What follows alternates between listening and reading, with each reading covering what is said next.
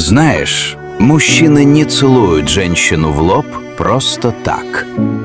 Не из привычки, не из вежливости и уж точно не ради жеста. Это происходит только тогда, когда она для него по-настоящему дорога. Потому что поцелуй в лоб — это не про страсть.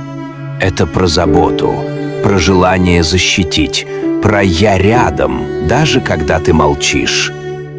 Так целуют не тело, так целуют душу. И нет, так не целуют кого попало. Потому что этот поцелуй про любовь без условий, без слов, без игры, про ту, которую берегут.